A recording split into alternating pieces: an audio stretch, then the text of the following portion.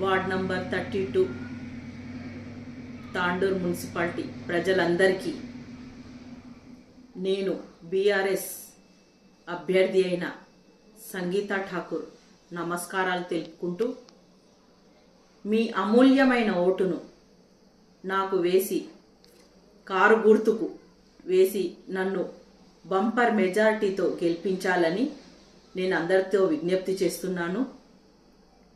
మీరు ఓటు వేసే ముందు మీ అమూల్యమైన ఓటు అభివృద్ధి వైపు వేయండి, డెవలప్మెంట్కి వేయండి. అంతే తప్ప ఏదో వచ్చి మేము ఖాళీ పేరుకు ఇవి చేస్తాము అవి చేస్తాము అనే వాళ్లకు కాకుండా నిజంగా మీ పనులను మీకు సహకరిస్తూ సేవలు అందించే వాళ్ళ గురించి మీరు ఆలోచించి వేయండి. నేను గతంలో వార్డ్ నంబర్ 20 గాంధీనగర్ నుంచి కౌన్సిలర్గా గెలిచి 5 ఏళ్ళు నా ప్రజల మధ్యలోనే ఉంటూ నేను ప్రజలందరికీ సేవ చేస్తూ డ్రైన్లు కానీ రోడ్స్ కానీ స్ట్రీట్ లైట్స్ కానీ ఈ సమస్యలే కాకుండా ప్రతి సమస్య ప్రజలు దేని గురించి అడిగినా వాళ్లకు ముందుండి చేయించడం జరిగింది. అదేవిధంగా ఒక కౌన్సిలర్ అభ్యర్థికి ఉండవలసిన లక్షణాలు ఏంటంటే వాళ్ళు ప్రతి సమస్య గురించి పోరాడి కౌన్సిల్లో కానివ్వండి, మరి ఎక్కడికైనా ఆ సమస్య పరిష్కారం దొరుకుతుందంటే అక్కడికి చేరి వాళ్ళను పరిష్కార చూపే విధంగా ముందుకు సాగాలే తప్ప ఇది మనకు కాదు అనే మాట ఒక కౌన్సిలర్ దగ్గర నుంచి రావద్దని నా అభిప్రాయము. అలాంటి సేవలు నా వార్డుకు అందించాను. అదేవిధంగా 20వ వార్డులో స్కూల్ డెవలప్మెంట్ చేశాను. అక్కడ వాటర్ ఫెసిలిటీ లేకుండే, విద్యుత్ ఫెసిలిటీ లేకుండే, టాయిలెట్స్ లేకుండే, ఇవన్నీ సౌకర్యాలు కల్పించి ఈరోజు అత్యధిక స్టూడెంట్స్ని ఇంటింటికి వెళ్ళి విద్యార్థులను తీసుకెళ్ళి చేర్పించడం జరిగింది.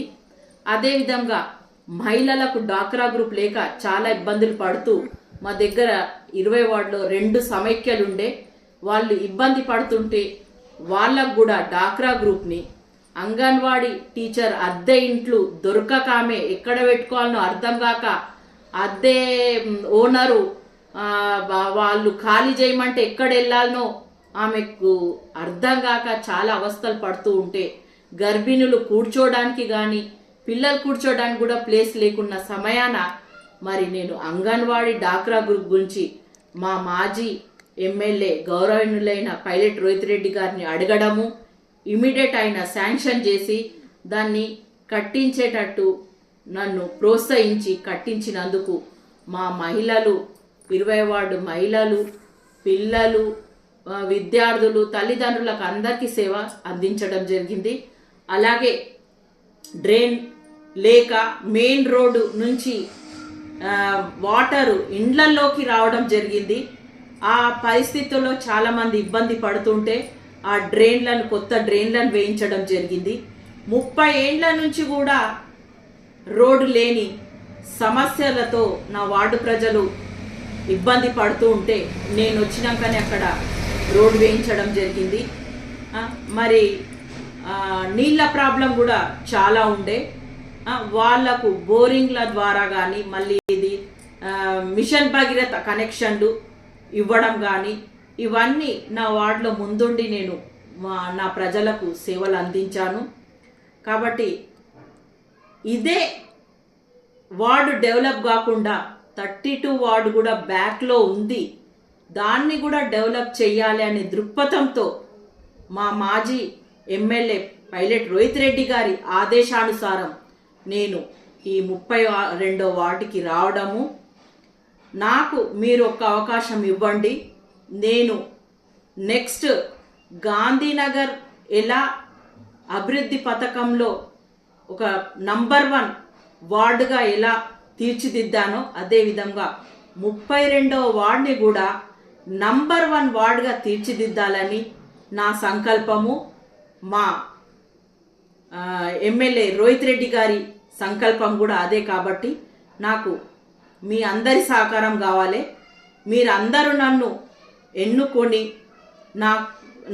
నా గుర్తు కారు గుర్తుకు ఓటు వేసి మీరు ఒక డెవలప్మెంట్ చేసే అభ్యర్థిని మీ వార్డుకు తెచ్చుకోవాలని నేను వార్డు ప్రజలందరితో విజ్ఞప్తి చేస్తున్నాను. ధన్యవాదాలు.